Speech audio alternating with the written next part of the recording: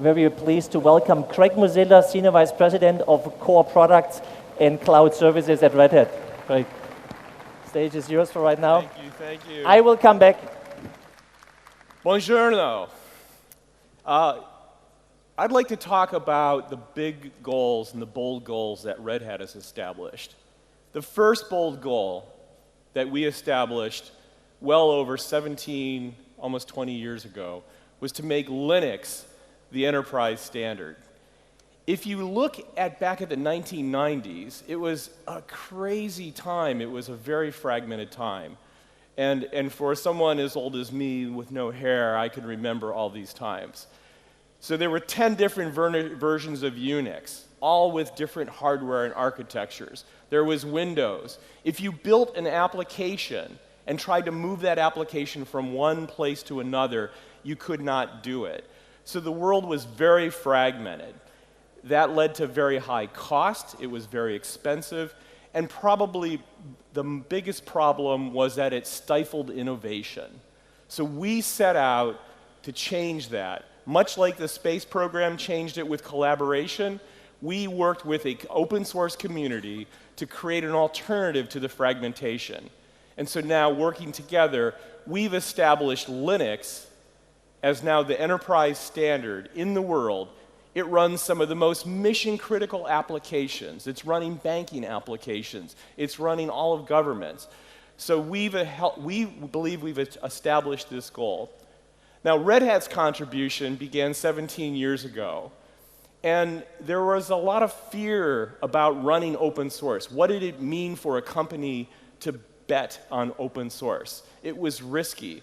So what we did is we took an open source community project, Linux, and we established an enterprise version. We were the first in the industry to do this. Red Hat Enterprise Linux. This was way back in the early 2000s. It was 2.1.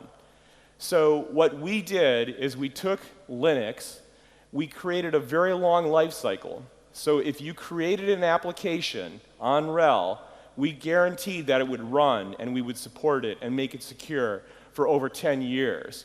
We created a big, large ecosystem with certification with different hardware vendors. We worked with all the ISVs, thousands of ISVs, to certify on this version of Linux, to make it safe, to make it secure, and to make it highly performant. And what has happened since that time? Now RHEL is driving a large portion of the world's computing applications and workloads. So if you look at the impact that RHEL and Red Hat has had on the industry, it's been substantial. We did a research project with IDC, the US-based research company.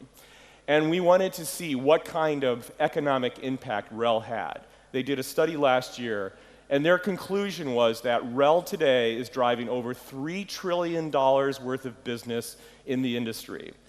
So if you look at some of the statistics, over 90% of airline reservations take place today on RHEL. If you were local or if you flew here from another city, you were probably on a RHEL-based system. If you look at the banking, we're in all the major banks. We're driving core banking systems. So from what was very risky 20 years ago, now it's stable, secure, and the most mission-critical applications are running. Fortune 1,000 companies, 90% of them are using RHEL someplace in their organization. But Linux is the foundation for the future as well. It's not just today and the applications you're running today, it's about the future.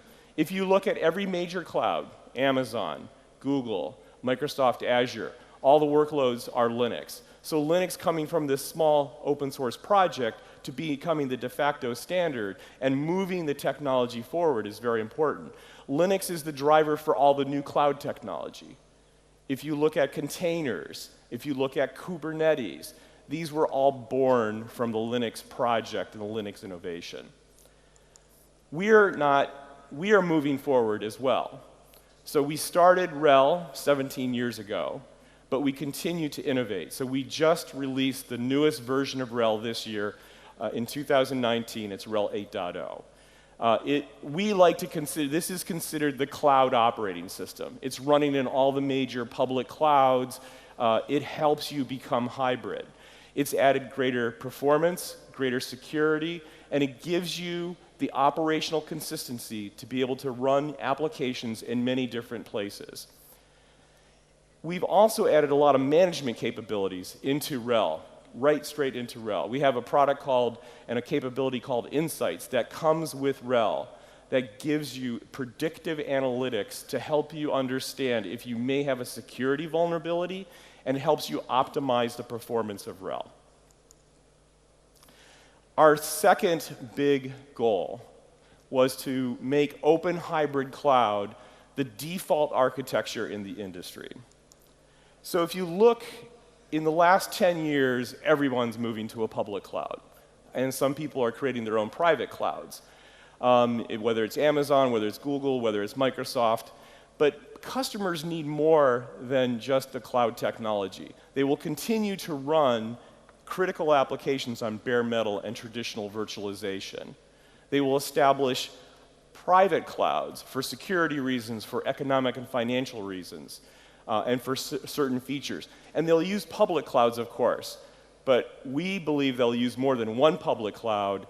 They will use multiple public clouds. Why do they do that? Because some of the features, if you want artificial intelligence, you may go to Google or some of the other clouds based on the features, or you may have certain financial reasons. So we believe that companies will use multiple public clouds. Now the challenge is, how do you tie that all together? So this is our vision. Our vision's called Open Hybrid Cloud, and it's being able to use all 4 footprints and multiple public clouds. We've been talking about this for over 8 years now, and we were the first vendor to start talking about the world as a hybrid world. Now, I think that as a testament to the success of this idea, every vendor is also now trying to implement a hybrid strategy. So our vision is to first provide the infrastructure software that helps you tie these environments together.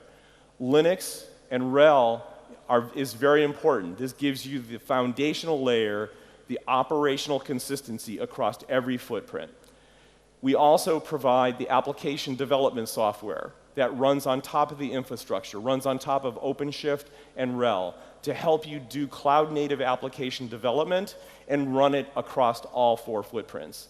And then finally, maybe most importantly, is we're providing the management capabilities to help you manage the infrastructure across these 4 environments as well as the applications that are running on them. So let's look at some of the components that are required for Open Hybrid Cloud. We believe that the Linux component and the derivatives of Linux, such as containers, are absolutely a requirement for being successful with hybrid cloud. Linux gives you that common layer, that common operating environment that helps you get consistency across these environments. Out of Linux came containers. Containers give you portability of your application so you could easily move it from one environment to another. Containers also allow you to create new types of applications based on microservices. And then technologies such as Kubernetes, which followed containers, help you orchestrate that all together. So this is what RHEL and OpenShift provide you. It gives you this base foundation. But running the applications is not enough. You need to build the applications as well. We like to say the developer is king. And inside of an organization, the developer has the power to create value and to do innovation.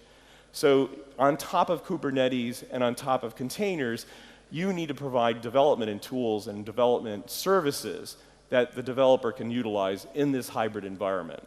We've been doing this for over 15 years now. We started with JBoss and Java in open source and making open source development viable in the enterprise. But now we're moving that into OpenShift and hybrid cloud. We have a capability called Red Hat Runtimes, which allows you to program in Java, in Node, etc., create microservices. We also started a project, an open source project this past year called Quarkus. It allows you to get 100 times performance improvement running Java in a container. We're providing services inside of OpenShift, like API management or data streaming. And then we also have a complete DevOps toolchain called Code Ready that starts with writing the code that you will need to deploy in OpenShift, as well as all the CI/CD work that you will do. Management, and as I said, may be the most critical piece of capabilities that is required for hybrid cloud. And we're providing the management capabilities to help you manage the infrastructure and the apps in OpenShift. We have technologies and solutions such as Ansible that helps you provide the automation for deployment and configuration and updating all of your software. We're also providing capabilities to help you connect to the data. The data will be disparate. You may have some data in Amazon. You may have some data on-prem. How do you virtualize the data to provide easy access to the data regardless of where the application is running? We have something called container native storage, which puts the access to the container, access to the data within the container itself. Our third bold goal is to take what we've done with hybrid cloud and move it to the edge. So if you look at new technologies like 5G and the speed of the network, if you look at new applications like connected car, autonomous driving, if you look at new retail applications, all of these applications require a lot of processing at the edge of the network. If you have the connected car, you can't wait until data comes back to a centralized cloud. You have to process that data where it's located, at the edge of the network. So our approach is to try to bridge this together. We're using technologies like real-time rel and container native virtualization inside of OpenShift to bring small mini clouds to the edge of the network and connect them back. We're connecting to all the processors, we're connecting to the edge devices and the gateways that are located in the network. Why is this so important? Think about autonomous driving or think about connected car for a moment. So you're going to have vehicles, 100 million vehicles with computers in the vehicle, with hundreds of sensors, collecting massive amounts of data. You can't wait and take that data and move it to a centralized cloud. You need to process it. It will take too long. You need to process it right there at the edge of the network. So that's why taking technologies such as Kubernetes and OpenShift and moving it to the edge where you reproduce thousands of little small data centers and clouds at the edge of the network is so critically important. So where there's one final bold goal that we have, and arguably this is the most important bold goal from our perspective. So we want to bring the concept of open source to the universe. What does this mean? Open source, everyone is using open source now for technology. It's become the de facto way of creating technology. Every cloud provider, artificial intelligence, everything is being developed with open source methods. But we believe the power of open source is more than just a development method. It can also be applied to business. It can be applied to healthcare. It can be applied to government because it's about collaboration outside of your organization with many people, and that has a great benefit to the world. So, Craig, thanks for talking about this. Stay on stage. Especially to this point, we at Red Hat, actually, we are truly an open organization. Obviously, we use the open source methods for development, but it's really more. That's how we manage the company, applying the principles like meritocracy, the best idea wins, not just to how we select technology, but also how we manage the company, which is quite interesting. Craig, you were talking about the world as hybrid, and I want to give you kind of what is for me, when do I have a data point which confirms that a certain trend is real? And for me, it's always when I have the people who were fighting a certain trend the most, if they suddenly pretty much embrace it. If you look at Google and at Amazon, they hate on-premise. They wanted to have everything public. Public, public, public. Guess what happens today? They are coming on-premise. Why are they coming on-premise? Because all of you are asking for, we want to have a hybrid environment. It's not just about public, it's not just about private, it's the combination, okay? So I think that's a great endorsement. So Craig, let me ask you, what what are the pitfalls or what are the risks with this whole, let's say, journey to cloud and what's happening today? How do you see this? The problem is the public clouds have been great. It's really exploded innovation. It's allowed all of you to create new things. They have some great services. But they've also taken an approach where they've, just think about, okay, everyone's going to be running in our environment 100%. And the problem with that is now it's not easy to mix and match the best. If you want to use the best of Google and the best of Amazon at the same time, how do you do that? You can't easily do that without some help. So can we do a comparison, maybe going a little bit back in time?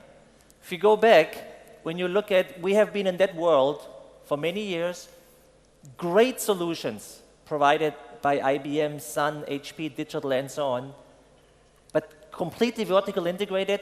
Again, great functionality, but it also had its price, not just economically, also, it was just a certain locking, not necessarily absolutely great. And I think if you're not careful, exactly what you just mentioned, Craig, will happen. You may just replace the names. And I think the key question now is, how can we make sure that we use the absolutely phenomenal functionality and services these cloud providers provide, because they do. Again, all of them, and the others which are not on this list provide phenomenal services, but what do we need to do to ensure that we're not falling into the same trap that we're getting, again, vertical locked in as we have been before in the prior world? So what do you think is the answer? You need flexibility. You need to be able to tie this all together. And so if you look at technologies like Kubernetes, like in containers, et cetera, that helps bridge the gap. That helps you provide an abstraction layer across all the hardware implementations and allows you to use their services, but also create your own services and bring services in from other vendors, and use that across all environments and be able to have a lot of flexibility. This is what the most important technology, building from RHEL, but OpenShift provides that abstraction layer that helps you connect everything together. We're partnering with all of the cloud vendors. We run OpenShift, we run RHEL in all of these environments. We have partnerships with them to provide that from them themselves, and you probably have seen much of that. And even kind of one of the new features we're working on is that you are able to utilize the specific functionality, the specific services of one cloud, even though your application is actually running on a different cloud. Right. Kind of like a service broker. It's a service broker concept. Okay, so it's a fantastic concept. I was yesterday in Switzerland and had a meeting with one of the super large banks there, and they plan to present at our summit, which is next year, actually an environment where they're saying they're fully implementing now OpenShift, and they want to present where they run an application on OpenShift sitting on the mainframe. Then they will use OpenShift in their public cloud of choice is Azure right now. They also will go later on to Amazon, but they start with Azure. Then they will run, obviously, OpenShift on-premise on VMware, obviously with Linux containers. And because they also have 500 Microsoft .NET applications they are migrating, they will run them on OpenShift in Windows containers. Think about this. Mainframe, public cloud, Windows containers, VMware infrastructure. It's exactly what is on this slide. You need an abstraction layer, which gives you, kind of puts you in control. I think that's the important point. And it's based on open source technology. It's out in the open. Many other people are using very similar technologies, so it's based on Kubernetes and containers, et cetera. It gives you security and safety and being able to use this as your abstraction layer.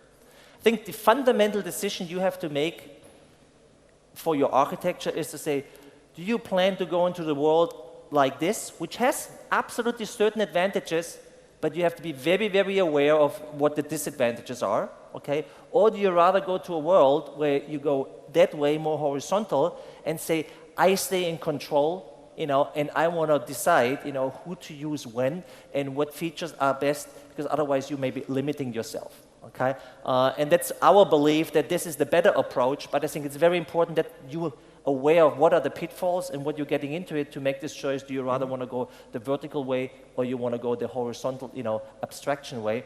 And I think Linux just played an essential role in making this happen. There's an interesting statistic, maybe Craig, you want to talk to it. Yeah, so this is very interesting. You know, Windows always had the major market share of operating systems for the last 20-some years. Just recently, Linux has surpassed, so it's close to 60% of the workloads all throughout the world now are running on Linux, right? And we're a big part of that with RHEL, of course. And what we've noticed is in 2016, Werner and I were talking about this. You know, we're trying to say, okay, what happened in 2016? The new workloads, the cloud-native workloads, the activity that's happening in the public clouds, that's all happening on Linux. So there's been this stick and acceleration of use of Linux, whereas all the other operating systems are starting to be less important. So Linux is absolutely critical for the future and for your use in cloud and hybrid cloud. Maybe another very good statistic on this topic is, on Microsoft's Azure cloud, there are more Linux workloads than Windows workloads. I think this is very, very telling. Another very telling example from Microsoft.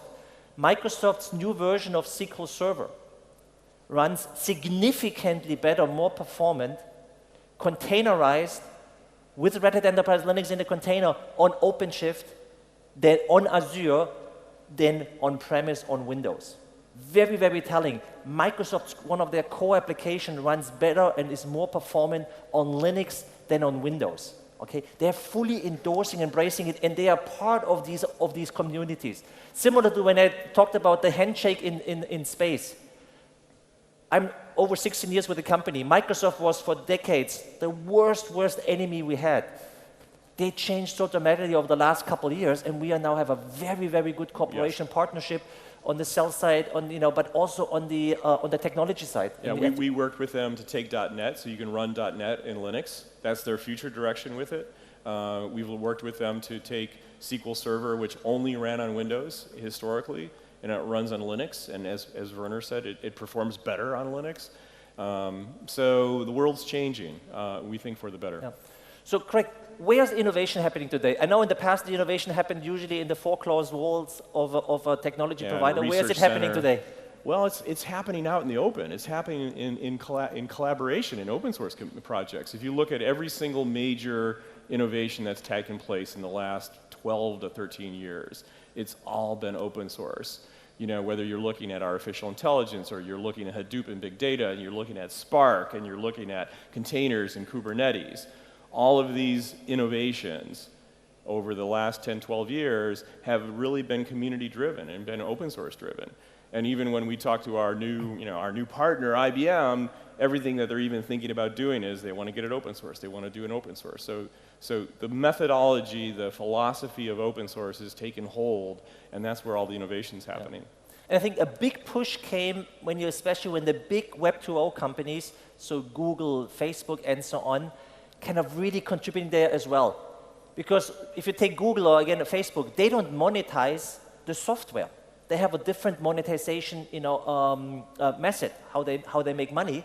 And with this, they just by default, with their tens of thousands of developers, do everything in open source communities, or they open source it afterwards. You know, if they started something like Kubernetes at the end, was started by Google, and then they open sourced it. So this obviously gave a big tailwind, to this whole movement. And right now, it became the default choice, and it's the source of innovation is in open source communities. Yeah. It's very rarely that you'll see projects that are now proprietary. You know, they still exist, but the predominant model is all open source. So, and I think what's the beauty? That's the way we built our products at Red Hat. We started this exactly back with Linux in the early days. Craig talked about Red Hat Enterprise Linux version 2.1 back in 2002. But even before that, Red Hat was founded in 1993, where obviously we worked already in these open source communities. We just did not have yet our enterprise subscription model, okay, which was invented 17 years ago, back in 2002.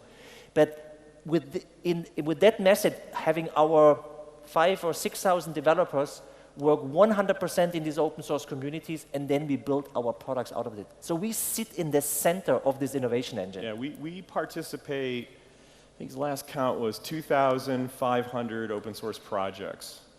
So just imagine the number of projects. There are millions of projects, but we're concentrating. Matt Hicks, who runs our engineering organization, likes to talk about our method like surfing. I don't know if anybody goes surfing here, but when you surf, you look and you're paddling on your board and you look to see the wave, and you don't surf every wave. You wait for the best wave. And so open source is very similar. You're starting projects. You're trying to figure out which technology is going to be important, like Kubernetes. And then you get on your surfboard and you ride that wave.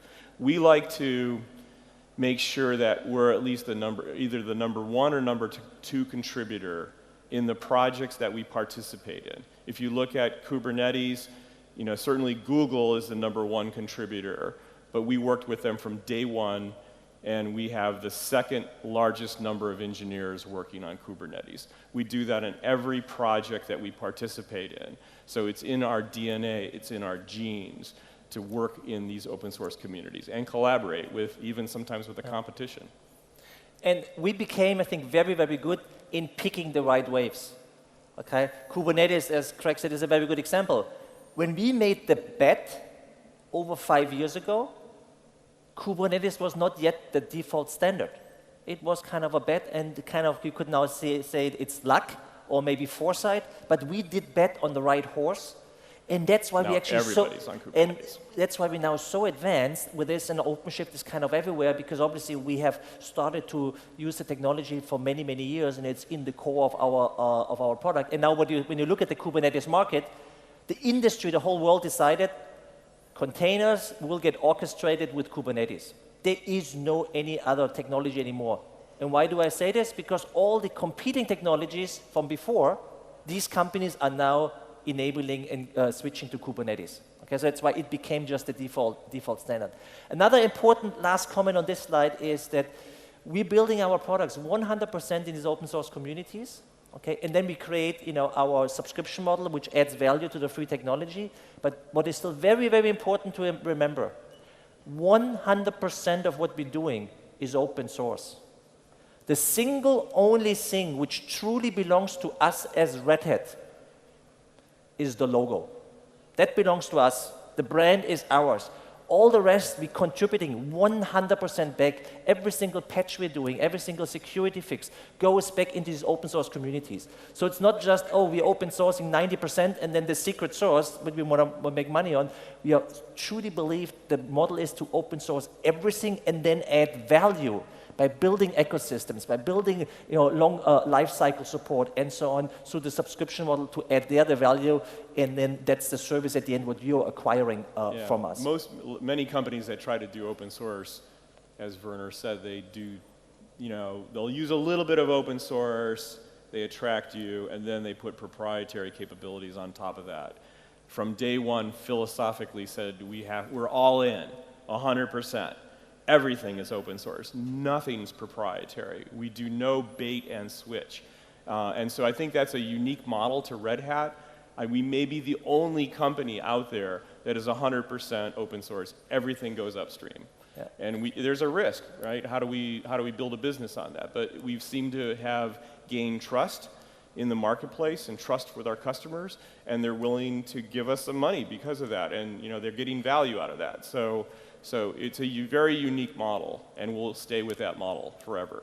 Great. So I started with, every great achievement needs a bold goal. The last bold goal, which Craig talked about, was about bring Red Hat in open source to the entire universe, whatever now universe means, but bring it really everywhere, not just the development methods, also the way, kind of the principles of it. And I firmly believe, I'm not just dreaming about it, I firmly believe that this comes true, and it will come through if we work together the open source way. Thank you very much. Enjoy the day. Have a great show. Thank you. Thank you, Craig. Thank you.